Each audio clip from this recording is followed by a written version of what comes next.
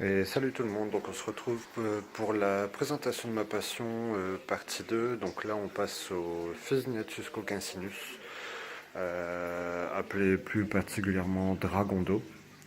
Donc voilà. Donc là c'est un terrarium provisoire.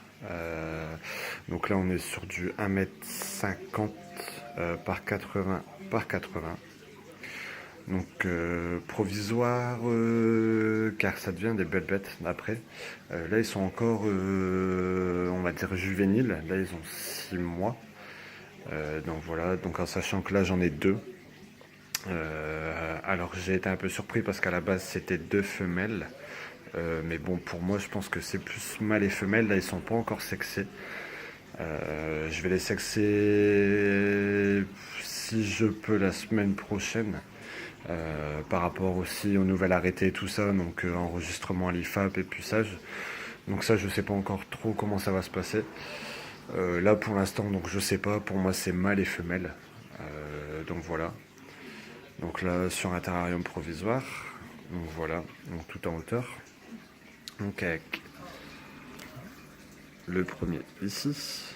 Donc pour moi qui est à mâle. Assez dominant d'ailleurs. Et donc là ensuite vous avez la femelle qui est là-bas. Non, femelle possible. Donc voilà. C'est son coin. Toute la journée il est là.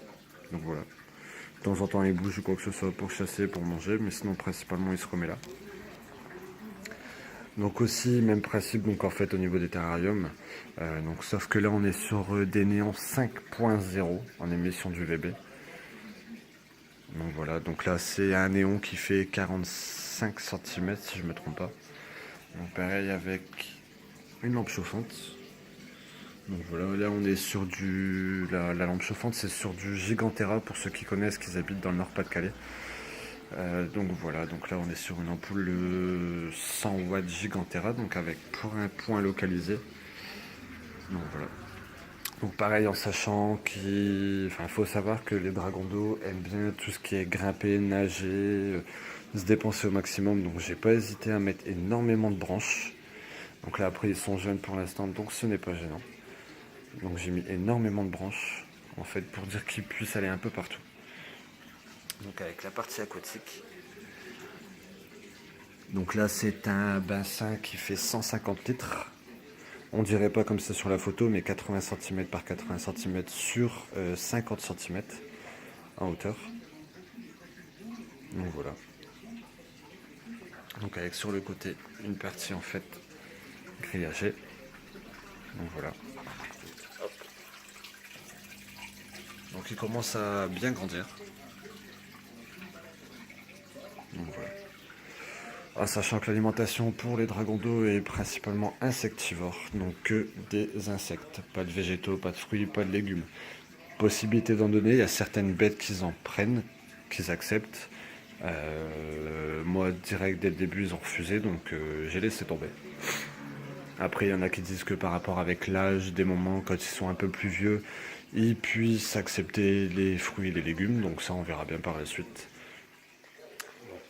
Voilà, donc après il n'y a pas énormément à dire donc en fait sur cette espèce. Pareil avec la petite fiche récapitulative. Tous les terrariums ferment à clé principalement. Donc voilà, donc là en sachant que c'est un terrarium provisoire, ensuite je partirai sur un terrarium. Je vais à peu près vous montrer donc logiquement. Donc là vous avez le terrarium provisoire, donc ensuite le terrarium fera toute la partie là. Donc voilà, donc on partira sur un terrarium de 3,50 m de long, 1,50 m de haut et 80 cm de profondeur. Donc voilà, donc là c'est en plongée par rapport surtout c'est au niveau du poids. Parce que je pense que ça va faire énormément de poids, donc je suis en train de calculer ou quoi que ce soit. Donc ça en projet, ça sera fait courant d'année prochaine. Là j'ai encore un petit peu le temps. Donc voilà, donc là encore la deuxième partie, donc là les dragons d'eau. Donc voilà. Sur ce, une bonne journée. Ciao, bye bye.